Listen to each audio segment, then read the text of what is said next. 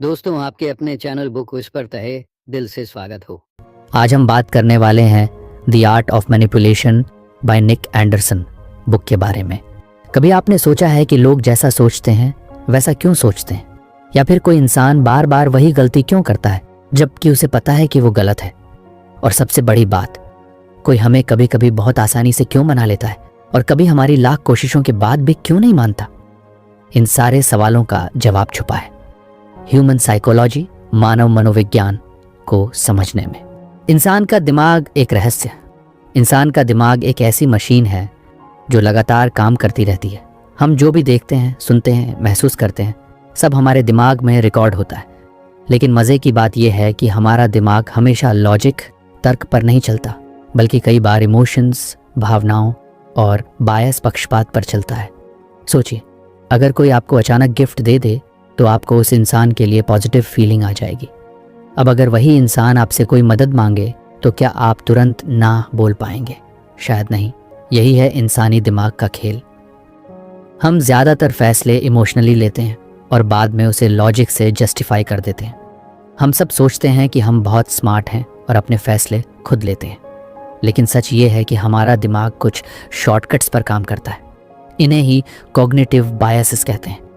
Conformation बायस, हम वही चीज़ ढूंढते हैं जो हमारी सोच को सही साबित करे। जैसे अगर आप मानते हैं कि नींबू पानी वजन घटाता है तो आप वही आर्टिकल पढ़ेंगे जो इसे सही बताएगा। सोशल प्रूफ, भीड़ देखकर चलना। अगर 100 लोग एक दुकान से सामान खरीद रहे हैं तो आपको भी लगेगा कि ये दुकान अच्छी होगी। Hello effect. अगर कोई इंसान अच्छा दिखता है तो हम मान लेते हैं कि वो अच्छा होगा, भले ही हमें उसकी असली पर्सनैलिटी ना पता हो। ये सारे बायस हमारे हर दिन के फैसलों को प्रभावित करते हैं। अब आप सोच रहे होंगे, तो क्या मेरा हर फैसला गलत है? नहीं, ऐसा नहीं है। लेकिन ये समझ लेना ज़रूरी है कि इंसान 100% तार्किक तरीके से नहीं सोचता, और जो लोग इस बात को समझ लेते हैं वो दूसरों को आसानी से इन्फ्लुएंस कर सकते हैं। इमोशनल ट्रिगर्स, दिल पर असर डालने वाली बातें। इंसान सिर्फ दिमाग से नहीं, दिल से भी फैसले लेता है। कुछ ट्रिगर्स ऐसे होते हैं जो हमारी सोच और व्यवहार को तुरंत बदल देते हैं। डर, फियर। अगर किसी को डर दिखा दो कि ये मौका हाथ से निकल गया तो नुकसान होगा, तो वो जल्दी फैसला ले लेता है। लालच, ग्रीड। अभी खरीदो और 50% डिस्काउंट पाओ। ये लाइन सुनते ही हम ऑफर पकड़ लेते हैं। प्यार और अपनापन, लव एंड बिलोंगिंग। जब कोई हमें सम्मान देता है या अपनापन दिखाता है तो हम उसकी बात मानने लगते हैं। कमी, स्टॉक लिमिटेड है। सुनते ही हमें लगता है कि अभी ले लो वरना मौका चला जाएगा। अगली बार जब आप शॉपिंग पर जाएं तो खुद पर गौर करना, क्या आपने सच में प्रोडक्ट की क्वालिटी देखी थी या सिर्फ डिस्काउंट देखकर खरीद लिया? ज़्यादातर लोग सोचते हैं कि वो बहुत सोच समझकर पूरी प्लानिंग से फैसले लेते हैं, लेकिन सच्चाई ये है कि हमारा दिमाग 2 तरीकों से काम करता है। एक, फास्ट ब्रेन सिस्टम 1, ये जल्दी फैसले लेता है, इमोशंस पर चलता है, जैसे अचानक गुस्से में आकर किसी को डांट देना। 2, स्लो ब्रेन सिस्टम 2, ये गहराई से सोचता है, लॉजिक लगाता है, जैसे कोई बिजनेस डील साइन करने से पहले पूरा पढ़ना। समस्या ये है कि हम ज़्यादातर समय सिस्टम 1 पर भरोसा करते हैं और इसी वजह से हमें आसानी से इन्फ्लुएंस किया जा सकता है। सोचिए, अगर आपको ये समझ आ जाए कि सामने वाला इंसान सिस्टम 1 यानी इमोशंस से सोच रहा है, तो क्या आप उसकी सोच को आसानी से प्रभावित नहीं कर पाएंगे? यही तो है साइकोलॉजी की असली ताकत। हर इंसान की कोई ना कोई ज़रूरत, नीड होती है, और वही ज़रूरत उसकी मोटिवेशन बन जाती है। मशहूर वैज्ञानिक मस्लो ने एक पिरामिड बनाया था जिसमें इंसानी ज़रूरतों को समझाया गया है। 1, बेसिक नीड्स, खाना, पानी, सुरक्षा। सबसे पहले इंसान अपनी बुनियादी ज़रूरत पूरी करना चाहता है। 2, बेलोंगिंग, दोस्ती, प्यार, रिश्ते। फिर इंसान चाहता है कि उसे अपनापन मिले। 3, ईस्टिम, इज्जत और पहचान। उसके बाद इंसान चाहता है कि लोग उसकी कद्र करें। 4, सेल्फ एक्चुअलाइजेशन, खुद को साबित करना। आखिर में इंसान अपनी पूरी क्षमता को जीना चाहता है। अब ज़रा सोचिए, अगर आपको पता चल जाए कि सामने वाला किस लेवल की ज़रूरत पर अटका है तो आप उसे कितनी आसानी से इन्फ्लुएंस कर सकते हैं। मान लीजिए आपका दोस्त कहता है, यार मुझे जॉब बदलनी है। अगर आप जानना चाहते हैं कि वो क्यों बदलना चाहता है तो उसकी मोटिवेशन समझो। हो सकता है वो ज़्यादा सैलरी चाहता हो, बेसिक नीड। हो सकता है उसे ऑफिस में इज्जत नहीं मिल रही, ईस्टिम। या हो सकता है कि वो अपनी पैशन वाली जॉब करना चाहता हो, सेल्फ कैटेलाइजेशन। अगर आप सही मोटिवेशन पकड़ लेंगे तो आप उसे सही सलाह भी दे पाएंगे और उसकी सोच को प्रभावित भी कर पाएंगे। अब सोचिए, जब कोई नेता जनता को भाषण देता है तो क्यों लोग उस पर भरोसा कर लेते हैं? क्योंकि वो जनता की ज़रूरत और मोटिवेशन को समझ लेता है और उसी भाषा में बात करता है। कहावत है, ज्ञान शक्ति है, लेकिन असली पावर तब आती है जब आप लोगों के दिमाग को समझने लगते हो। आप जान जाते हो कि कब इंसान इमोशनली कमज़ोर है, कब वो तार्किक सोच रहा है, कब उसे सिर्फ अपनापन चाहिए, कब वो लालच में आ सकता है। और यही समझ आपके रिश्तों, बिजनेस और पर्सनल लाइफ हर जगह काम आती है। अब ज़रा रुक कर सोचिए, अगर आप ये सारी बातें अच्छे से समझ लें तो आप लोगों को सिर्फ बेहतर समझ ही नहीं पाएंगे। अगर आपको हमारी फ्री समरी अच्छी लगती है तो आप हमारे चैनल को सब्सक्राइब कर सकते हैं, हमारी मेंबरशिप खरीद सकते हैं या हमें यूपीआई के थ्रू सपोर्ट कर सकते हैं। अब समरी पर वापस चलते हैं, बल्कि उन्हें सही दिशा में गाइड भी कर पाएंगे। और यही है अंडरस्टैंडिंग ह्यूमन साइकोलॉजी का असली जादू। ये पूरी कहानी हमें एक बड़ी सीख देती है। इंसान को बदलने की कोशिश मत करो, पहले उसे समझो। जब आप समझ जाओगे कि सामने वाले की सोच और फैसले किस आधार पर चलते हैं, तभी आप उसे सही तरीके से प्रभावित कर पाओगे। कभी आपने गौर किया है कि कुछ लोग जब बोलते हैं तो सामने वाला उनकी बातों में खींच ही जाता है। चाहे वो दोस्त हो, टीचर हो, लीडर हो या कोई सेल्समैन, उनकी बातें दिल और दिमाग दोनों पर असर कर देती है। और मज़े की बात यह है कि वो लोग कोई जादू नहीं करते, बस एक कला जानते हैं, भाषा और मनाने की ताकत। यही है परसुएशन और लैंग्वेज का पावर। इंसान हमेशा से भाषा का इस्तेमाल सिर्फ बातचीत के लिए नहीं, बल्कि असर डालने के लिए करता आया है। जब कोई बच्चा रोकर दूध मांगता है तो वो भी परसुएशन ही है। जब कोई दोस्त आपको कहता है, यार तू तो मेरा सच्चा दोस्त है, चलना आज साथ घूमने, तो वो भी लैंग्वेज का खेल है। फ़र्क बस इतना है कि कोई इसे अनजाने में करता है और कोई जानबूझकर सोच समझ कर करता है। अब सोचिए, अगर आपको ये कला अच्छे से आ जाए कि कौन से शब्द कब और कैसे बोलने हैं, तो आप लोगों को कितनी आसानी से अपनी बात मनवा सकते हो। ज़रूरी नहीं कि आप उन्हें धोखा दो। परसुएशन का मतलब है सामने वाले को अपने नज़रिए से चीज़ें दिखाना, और जब वो आपकी बात को महसूस करने लगे तो वो खुद ब खुद मान जाएगा। भाषा में सबसे बड़ी ताकत है फ्रेमिंग। जैसे मान लीजिए आप किसी को कहते हो, ये काम बहुत मुश्किल है पर कोशिश करोगे तो सीख जाओगे, और दूसरी तरफ कहते हो, ये काम आसान है, थोड़ी मेहनत करनी पड़ेगी बस। अब दोनों वाक्यों में सच्चाई एक ही है, लेकिन फ्रेमिंग अलग है। पहला वाक्य सुनकर सामने वाला डर सकता है, दूसरा सुनकर मोटिवेट हो सकता है। यही सटल फर्क परसुएशन की दुनिया में बड़ा असर डालता है। कभी आपने नोटिस किया होगा कि सेल्स वाले लोग कहते हैं, सिर्फ आज के लिए ऑफर है। वो आज वाला शब्द अर्जेंसी पैदा करता है। ये एक छोटा सा लिंग्विस्टिक ट्रिक है जो हमें तुरंत एक्शन लेने पर मजबूर कर देता है। ये शब्द हमारे दिमाग में एक दबाव बना देते हैं कि अभी मौका ना लिया तो हाथ से निकल जाएगा। अब एक और एग्जाम्पल लेते हैं। मान लो आप किसी को कहना चाहते हो कि तुम्हें ये काम करना चाहिए। सामने वाला शायद मना कर दे, लेकिन अगर आप कहो, मुझे लगता है तुम ये काम अच्छे से कर सकते हो, तो क्या फ़र्क पड़ा? आपने सीधे सीधे आदेश देने की बजाय उसे विश्वास दिलाया कि वो कैपेबल है। और इंसान वही करना पसंद करता है जिसमें उसकी क्षमता को सराहा जाए। भाषा सिर्फ शब्दों का खेल नहीं है, इसमें टोन और रपोर्ट भी शामिल है। अगर आप सामने वाले के बोलने के तरीके, उसकी बॉडी लैंग्वेज और एक्सप्रेशन से तालमेल बैठाते हो तो उसे लगता है कि आप उसकी लैंग्वेज बोल रहे हो। यही रपोर्ट कहलाता है। और जब रपोर्ट बन जाता है तो परसुएशन अपने आप आसान हो जाता है। कभी आपने देखा है कि कुछ लोग अपनी बात शुरू करने से पहले छोटी सी कहानी सुनाते हैं, जैसे जब मैं तुम्हारी जगह था तब मैंने ये ट्राई किया और मुझे फ़ायदा हुआ। ऐसी स्टोरीज सामने वाले को रिलेट करने का मौका देती हैं। और जब इंसान रिलेट कर लेता है तो आपके शब्द सीधे उसके दिल तक पहुंचते हैं। एक और सटल टेक्निक है स्पेसिफिक वर्ड्स का इस्तेमाल, जैसे फ्री, गारंटीड, एक्सक्लूसिव, लिमिटेड। ये सारे शब्द तुरंत अटेंशन खींचते हैं। हमारे दिमाग को ऐसे शब्दों से एक अलग एक्साइटमेंट मिलती है। यही वजह है कि विज्ञापनों में ये बार बार दोहराए जाते हैं। अब आप सोच रहे होंगे कि परसुएशन और मैनिपुलेशन में क्या फ़र्क है। फ़र्क बहुत सिंपल है। मैनिपुलेशन में आप किसी को अपने फ़ायदे के लिए धोखा देते हो, लेकिन परसुएशन में आप सामने वाले को सच को ऐसे तरीके से दिखाते हो कि वो खुद उसे मान ले। यानी परसुएशन में ऑनेस्टी भी शामिल है वरना लंबे समय में इसका असर खत्म हो जाता है। आपने नोटिस किया होगा कि अच्छे लीडर जब बोलते हैं तो उनके शब्दों में पावर होती है। वो सिर्फ इन्फॉर्मेशन नहीं देते, वो विजन दिखाते हैं। जब कोई कहता है हम ये कर सकते हैं तो सुनने वाले का आत्मविश्वास बढ़ता है, लेकिन अगर कोई कहे शायद हम कर पाएंगे तो असर कम हो जाता है। छोटे छोटे वर्ड्स पूरी एनर्जी बदल सकते हैं। भाषा की ताकत रिश्तों में भी बहुत काम आती है। मान लो आपकी और आपके दोस्त में झगड़ा हुआ। अगर आप कहें तुम हमेशा गलत होते हो तो लड़ाई बढ़ जाएगी, लेकिन अगर आप कहें मुझे लगता है इस बार हमारी सोच मैच नहीं हुई, तो बातचीत का माहौल शांत हो जाएगा।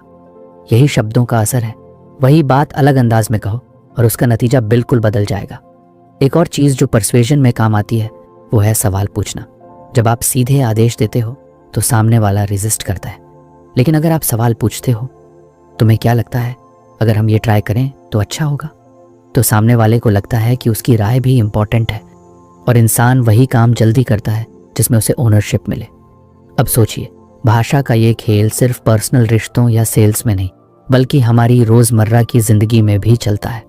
चाहे आप एग्ज़ाम में टीचर को कन्विंस कर रहे हो, ऑफिस में बॉस को आइडिया समझा रहे हो या किसी दोस्त को आउटिंग पर बुला रहे हो, हर जगह परसुएजन और लैंग्वेज का रोल है। कभी कभी परसुएजन साइलेंस से भी आता है। हाँ, ये सुनकर अजीब लगेगा, लेकिन जब आप थोड़ी देर पॉज लेते हो तो आपके शब्द और गहरे लगते हैं। जैसे अगर आप कहते हो मुझे यकीन है बॉस तुम ये कर सकते हो, ये पॉज आपके शब्दों का वेट बढ़ा देता है। अब ज़रा सोचिए, अगर आपको ये सब टेक्निक्स अच्छी तरह आ जाए तो आप अपने करियर, बिजनेस, रिश्तों, हर जगह अपने कम्युनिकेशन से बड़ा फ़र्क ला सकते हो। लोगों को इंस्पायर कर सकते हो, मोटिवेट कर सकते हो और उनका ट्रस्ट जीत सकते हो। लेकिन ध्यान रखना, परसुएजन की असली ताकत तभी काम करती है जब उसमें सिंसेरिटी हो। सिर्फ वर्ड से किसी को एक बार तो मना सकते हो, लेकिन बार बार तभी कन्विंस कर सकते हो जब आपके इरादे साफ हों, वरना लैंग्वेज हॉलो लगने लगती है। आखिर मैं यही कहूँगा कि भाषा और परसुएजन कोई मैजिक नहीं है, ये एक कला है। जितना ज़्यादा आप प्रैक्टिस करोगे उतना ही नेचुरल लगेगा। छोटे छोटे शब्दों का फ़र्क, सही समय पर सही टोन और सामने वाले की भावनाओं को समझकर बात करना, यही वो चीज़ें हैं जो आपको भीड़ से अलग बना देंगी। तो अगली बार जब आप किसी से बात करो तो ये मत सोचो कि सिर्फ मैसेज देना है, सोचो कि मैसेज कैसे देना है, क्योंकि फ़र्क वही पैदा करता है सबटल शिफ्ट इन कम्युनिकेशन, और यही सबटल शिफ्ट सामने वाले को एक्शन लेने पर मजबूर कर सकता है। अब आपके लिए सवाल है, क्या आप अपनी अगली बातचीत में इन टेक्निक्स को कॉन्शियसली इस्तेमाल करने की कोशिश करेंगे? अगर हाँ, तो यकीन मानिए आपको खुद फ़र्क महसूस होगा। यही है परसुएजन और लैंग्वेज का असली पावर। मान लीजिए आप किसी दोस्त से बात कर रहे हैं और अचानक वो चुप हो जाता है। आप उससे पूछते हैं क्या हुआ, और वो कह देता है कुछ नहीं। अब असली खेल यहीं शुरू होता है। अगर आपके पास इमोशनल इंटेलिजेंस है तो आप समझ जाओगे कि उसके चेहरे के भाव, आवाज़ की टोन और बॉडी लैंग्वेज कुछ और कह रही है। लेकिन अगर आपको ये कला नहीं आती तो आप मान लोगे कि सच में कुछ नहीं है। यही फ़र्क है इमोशनल इंटेलिजेंस रखने वाले इंसान और सिर्फ जानकारी रखने वाले इंसान में। इंसान सिर्फ दिमाग से नहीं, दिल से भी जीता है, और कई बार दिल ही हमारे फैसलों पर हावी हो जाता है।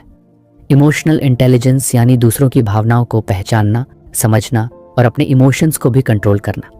ये कोई किताब का फॉर्मूला नहीं, बल्कि ज़िंदगी का वो हुनर है जो हर रिश्ते, हर काम और हर इंटरेक्शन में काम आता है। कभी गौर किया है कि कुछ लोग जब कमरे में आते हैं तो माहौल बदल जाता है। अगर वो खुश है तो सब मुस्कुरा देते हैं, अगर वो परेशान है तो सब चुप हो जाते हैं। यही उनके इमोशंस का असर है। अब सोचिए, अगर आपको ये कला आ जाए कि कब और कैसे अपने इमोशंस को संभालना है और कब सामने वाले के इमोशंस को पढ़ना है, तो आप हर स्थिति को अपने हिसाब से मोड़ सकते हो। सोचिए, अगर आपको ये पता चल जाए कि सामने वाला कब गुस्से में है, कब दुखी है और कब कमज़ोर है, तो क्या आप उसकी सोच और फैसले को प्रभावित नहीं कर सकते? यही है इमोशनल इंटेलिजेंस की असली ताकत। इमोशनल इंटेलिजेंस में सबसे पहली चीज़ आती है सेल्फ अवेयरनेस, यानी खुद को समझना। आपको पता होना चाहिए कि आपकी भावनाएं कब बदलती हैं। जैसे एग्ज़ाम के समय आपको डर क्यों लगता है या किसी मीटिंग में आपको गुस्सा क्यों आता है। जब आप खुद को समझने लगते हो तो आप दूसरों की भावनाओं को भी पहचानने में माहिर हो जाते हो। इसके बाद आता है सेल्फ रेगुलेशन, मान लीजिए कोई आपको गुस्से में कुछ बोल देता है। अगर आपकी इमोशनल इंटेलिजेंस कमज़ोर है तो आप तुरंत पलटकर जवाब दोगे, लेकिन अगर आप इमोशनली इंटेलिजेंट हो तो आप रुक जाओगे, गहरी सांस लोगे और फिर सोच समझकर बोलोगे। ये कंट्रोल ही आपको दूसरों से अलग बनाता है। एक और बड़ा हिस्सा है एम्पैथी, यानी सामने वाले की नज़र से चीज़ों को देखना। अगर आपका दोस्त कहता है आज मेरा दिन खराब था, तो आप बस अच्छा कहकर आगे नहीं बढ़ोगे। आप पूछोगे क्यों, क्या हुआ, और उसकी फीलिंग्स को समझने की कोशिश करोगे। एम्पैथी का मतलब है खुद को थोड़ी देर के लिए उसके जूते में डालकर सोचना। यही एम्पैथी इंसानों को जोड़ती है और यही मैनिपुलेशन या इन्फ्लुएंस में सबसे बड़ा हथियार बनती है। अब ज़रा सोचिए, अगर आप किसी इंसान को ये महसूस करा दो कि आप सच में उसकी फीलिंग्स समझते हो, तो क्या वो आपकी बात ज़्यादा आसानी से नहीं मानेगा? यही कारण है कि अच्छे लीडर्स हमेशा एम्पैथेटिक होते हैं। इमोशनल इंटेलिजेंस का एक और पहलू है सोशल अवेयरनेस। इसका मतलब है माहौल को पढ़ना। जैसे अगर कोई ग्रुप हंस खेल रहा है तो वहाँ सीरियस टॉपिक छेड़ना सही नहीं होगा। अगर किसी की आंखों में आंसू हैं तो वहाँ मजाक करना बेकार है। सोशल अवेयरनेस आपको सिखाती है कि कौन सी बात कब और कहाँ करनी चाहिए। और आखिर में आता है रिलेशनशिप मैनेजमेंट। इमोशनल इंटेलिजेंस सिर्फ दूसरों को समझने या पढ़ने तक सीमित नहीं, बल्कि रिश्तों को बेहतर बनाने का नाम है। जब आप लोगों की भावनाओं का ख्याल रखते हो तो वो भी आपकी इज्जत करने लगते हैं। यही वजह है कि जो लोग इमोशनली इंटेलिजेंट होते हैं उनके दोस्त ज़्यादा होते हैं, उनका नेटवर्क मजबूत होता है और लोग उन्हें भरोसेमंद मानते हैं। अब एक छोटी सी कहानी से समझते हैं। मान लीजिए ऑफिस में एक नया प्रोजेक्ट आया है। बॉस ने कहा कि टीम को रात दिन काम करना होगा। 2 तरह के लोग होंगे, एक वो जो तुरंत चिढ़ जाएंगे और शिकायत करेंगे, दूसरे वो जो टीम को मोटिवेट करेंगे। हाँ, काम ज़्यादा है, लेकिन अगर हम सब साथ मिलकर करेंगे तो आसानी से हो जाएगा। अब बताइए किस इंसान पर टीम ज़्यादा भरोसा करेगी? जाहिर है उस पर जिसने भावनाओं को संभाल कर बाकी लोगों का मनोबल बढ़ाया। यही है इमोशनल इंटेलिजेंस की ताकत। सोचिए, अगर आप हर जगह वही इंसान बन जाए जो माहौल को शांत कर दे, लोगों का मनोबल बढ़ा दे, तो क्या लोग आपको खुद ब खुद लीडर नहीं मानेंगे? इमोशनल इंटेलिजेंस सिर्फ दूसरों को पढ़ने का नाम नहीं, बल्कि खुद को स्टेबल रखने का भी नाम है। जैसे मान लो आप बिजनेस डील करने गए, सामने वाला आपको जानबूझकर प्रोवोक करता है ताकि आप गुस्सा हो जाओ और डील खराब कर दो। लेकिन अगर आपने अपने इमोशंस कंट्रोल कर लिए और शांत रहकर जवाब दिया तो जीत आपकी होगी। यही स्मार्टनेस है, अपनी भावनाओं के मालिक बनना। अब प्रैक्टिकल एंगल से देखें तो इमोशनल इंटेलिजेंस रोज़मर्रा की ज़िंदगी में हर जगह काम आती है। घर पर माता पिता से बात करते समय, दोस्तों से हंसी मजाक करते वक्त, ऑफिस की मीटिंग में या भीड़ के सामने बोलते समय। हर जगह आपको ये देखना होता है कि सामने वाला कैसा फील कर रहा है और उसी हिसाब से अपनी बात को एडजस्ट करना है। अगली बार जब आप किसी से बात करें तो सिर्फ उसके वर्ड्स मत सुनना, उसकी आंखें, उसका चेहरा और उसकी बॉडी लैंग्वेज पढ़ने की कोशिश करना। यकीन मानिए आपको वो बातें पता चलेंगी जो उसने ज़ुबान से कही ही नहीं। इमोशनल इंटेलिजेंस का एक और सीक्रेट है पेशेंस। कई बार लोग तुरंत रिएक्ट कर जाते हैं और बाद में पछताते हैं, लेकिन अगर आप थोड़ी देर रुक कर सोचो तो आपका जवाब ज़्यादा समझदारी भरा होगा। यही पेशेंस आपके रिश्ते और आपकी रेपुटेशन दोनों को बचा लेता है।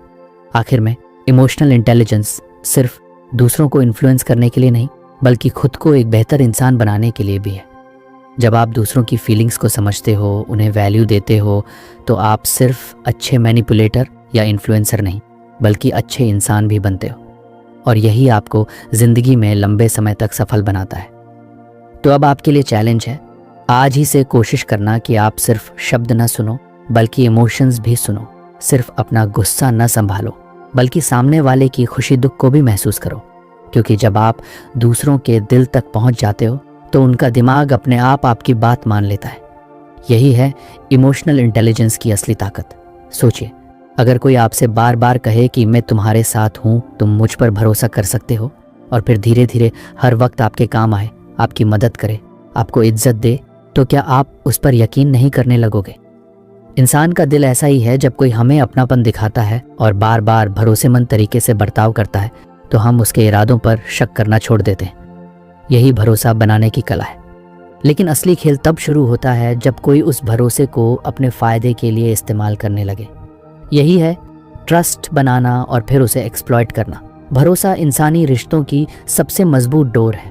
बिना भरोसे न दोस्ती टिक सकती है, न रिश्ता, न कारोबार और न ही समाज। लेकिन यह भी सच्चाई है कि भरोसा एक ढाल भी है और एक हथियार भी।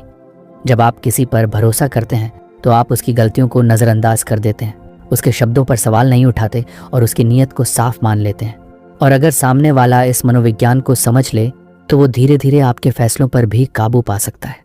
अब जरा सोचिए, अगर कोई आपके साथ महीनों तक दोस्ती निभाए, आपकी मदद करे और आपको हर मुश्किल वक्त में संभाले, तो क्या होगा जब वो आपसे एक दिन कहे, यार मुझे थोड़े पैसे उधार दे दो? क्या आप मना कर पाएंगे? शायद नहीं। यही है ट्रस्ट एक्सप्लॉयटेशन का असली खेल। भरोसा बनाने का पहला तरीका है सिंसेरिटी दिखाना।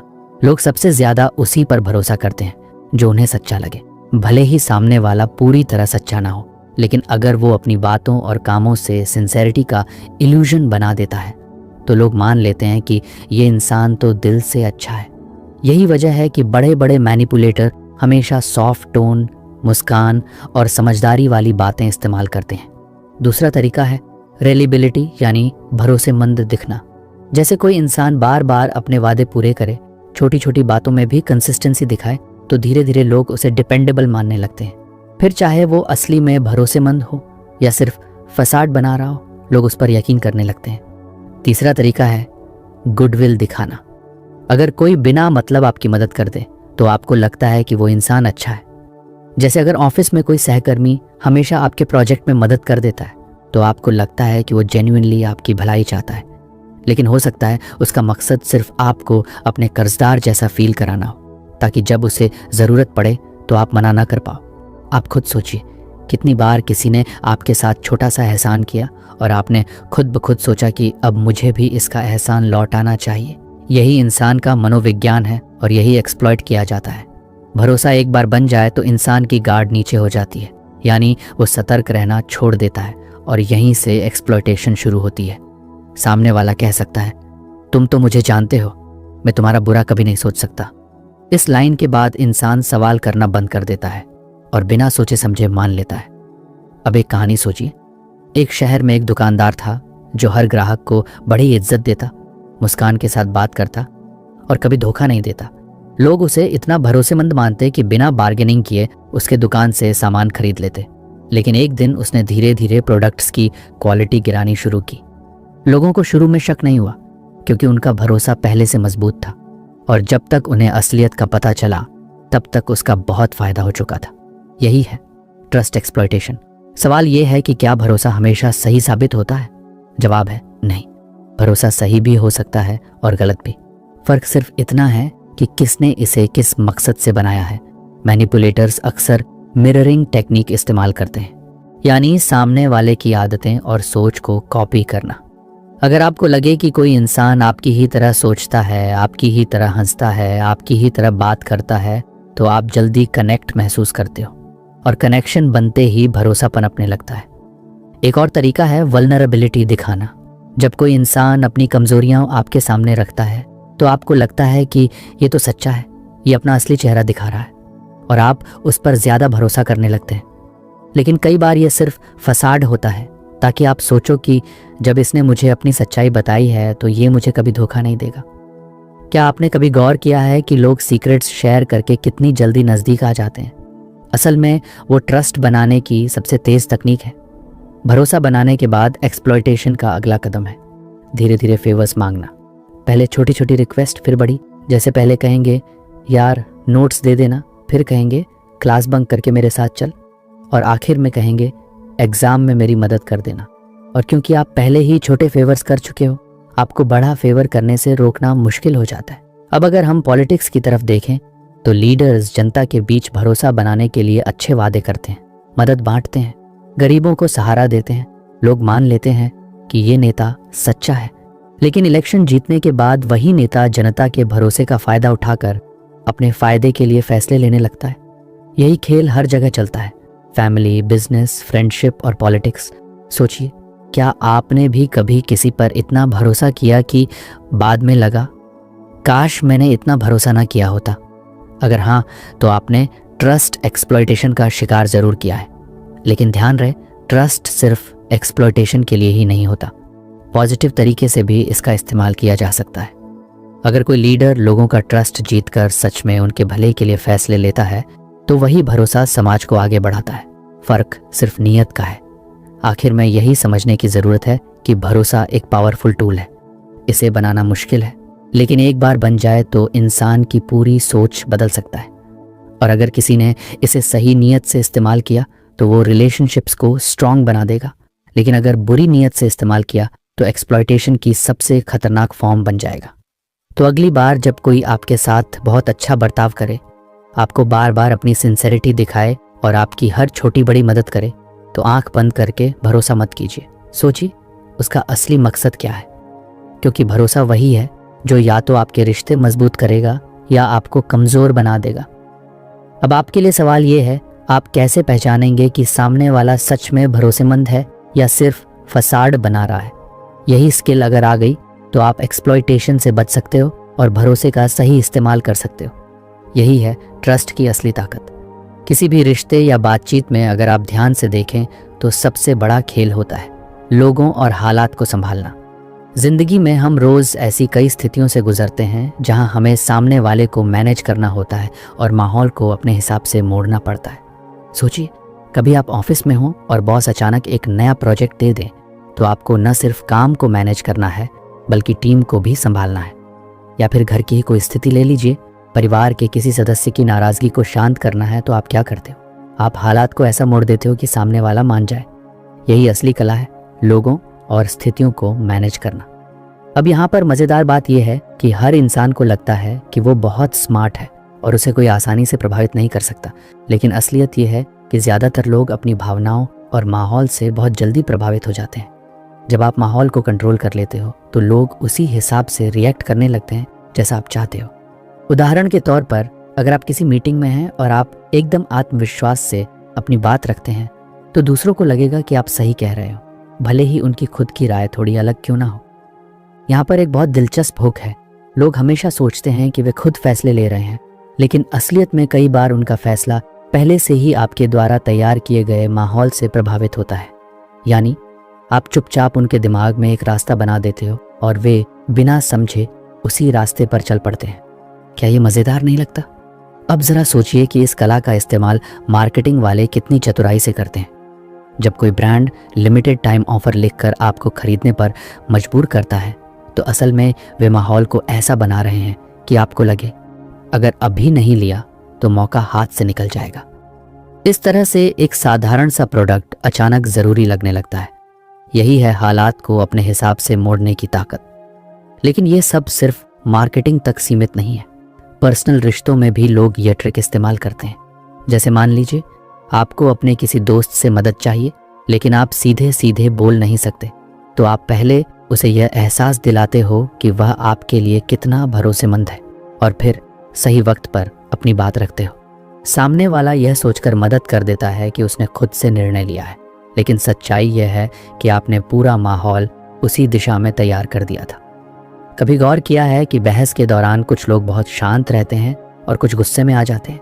असल में जो शांत रहता है वही पूरी सिचुएशन को कंट्रोल करता है, क्योंकि गुस्से में इंसान गलतियां करता है और सामने वाले के हाथों का खिलौना बन जाता है। यहाँ पर सबसे बड़ा राज यही है, अगर आप अपनी भावनाओं को काबू में रख सको तो आप सामने वाले की भावनाओं को आसानी से मोड़ सकते हो। एक और दिलचस्प हुक ये है कि लोग हमेशा माहौल से ज़्यादा प्रभावित होते हैं बजाय तर्क से। मान लीजिए आप किसी को समझाना चाहते हो कि आपकी राय सही है। अगर आप केवल लॉजिक दोगे तो शायद सामने वाला बहस करेगा, लेकिन अगर आप उस माहौल को ऐसा बना दो जहां आपकी राय सुनकर उसे लगे कि यही सबसे आसान और सही विकल्प है, तो वह मान जाएगा। यानी माहौल हैश का पावर। अब थोड़ा आगे बढ़ते हैं। मान लीजिए कि आप किसी बड़ी टीम का हिस्सा हो और प्रोजेक्ट डेडलाइन नज़दीक है। इस वक्त अगर आप टीम को सिर्फ डरा दोगे तो शायद काम होगा, लेकिन माहौल तनावपूर्ण बन जाएगा। लेकिन अगर आप उन्हें यह एहसास दिलाओ कि इस डेडलाइन को पूरा करना टीम की जीत है और हर किसी की अहमियत है, तो लोग खुद ही ज़्यादा मेहनत करेंगे। यानी आपने न सिर्फ हालात को संभाला बल्कि लोगों को उसी हिसाब से प्रेरित भी कर दिया। सोचिए ज़रा, जब कोई नेता लोगों को जोशीली स्पीच देता है और लोग उसकी बातों से उत्साहित होकर तुरंत कार्रवाई करने लगते हैं, तो ये सिर्फ शब्दों का खेल नहीं होता, ये पूरा माहौल बनाने की कला है। वह नेता जानता है कि कब आवाज़ ऊंची करनी है, कब धीमी रखनी है, कब ठहरना है और कब तालियां बजवानी है। ये सब सुनने वाले के दिमाग में एक इमोशनल वेव क्रिएट करता है और यही वेव उन्हें उस दिशा में धकेल देती है जो नेता चाहता है। यहाँ एक और हुक डालते हैं। आपको कभी ऐसा लगा है कि कोई मूवी देखकर अचानक आपके अंदर कुछ बदल गया? जैसे कोई इंस्पायरिंग मूवी देखकर आपने सोचा, कल से मैं भी मेहनत शुरू करूंगा। यही मूवी का माहौल है जिसने आपके मन को मैनेज कर लिया। यही चीज़ असल जिंदगी में लोग भी करते हैं, बस थोड़े सूक्ष्म तरीके से। अब बात आती है इंफॉर्मेशन के कंट्रोल की। कई बार जो इंसान जानकारी को अपने हिसाब से बांटता है वही सिचुएशन का मालिक बन जाता है। मान लीजिए आप किसी ऑफिस प्रोजेक्ट में हैं और आपको सब जानकारी मालूम है, लेकिन आप धीरे धीरे बाकी टीम के साथ शेयर करते हो। इससे सबको लगता है कि आप ही गाइड हो और आपकी बात माननी ज़रूरी है। यही है इंफॉर्मेशन से सिचुएशन को कंट्रोल करना। लेकिन ध्यान रहे, ये कला सिर्फ चालाकी का खेल नहीं है। असली मास्टरी तब है जब आप इसे पॉजिटिव तरीके से इस्तेमाल करें, जैसे किसी तनावपूर्ण माहौल को शांत करना या किसी को गलत फैसले से बचाना। जब आप हालात को सही दिशा में मोड़ते हो तो सामने वाला आपकी लीडरशिप को महसूस करता है और आपके साथ खुद को सुरक्षित समझता है। लोगों और सिचुएशंस को मैनेज करने का सबसे बड़ा फायदा यह है कि आप कभी भी हालात के गुलाम नहीं बनते, बल्कि हालात को अपने हिसाब से मोड़ लेते हो। जिंदगी में वही इंसान आगे बढ़ता है जो हालात के थपेड़ों में बहता नहीं, बल्कि उन्हें एक नाव की तरह इस्तेमाल करता है और मंजिल की ओर बढ़ता है। तो अगली बार जब आप किसी बातचीत, मीटिंग या रिश्ते में हो तो बस एक पल ठहर कर सोचिए, क्या मैं इस सिचुएशन को कंट्रोल कर रहा हूँ या हालात मुझे कंट्रोल कर रहे हैं? अगर आप इस सवाल का जवाब सही दे पाए तो यकीन मानिए आप हर खेल के असली मास्टर बन जाओगे। तो फ्रेंड्स, ये थी हमारी आज की बुक समरी। आपको कैसी लगी कमेंट करके ज़रूर बताएं और धन्यवाद आपका सम्मीरी एंड तक सुनने के लिए।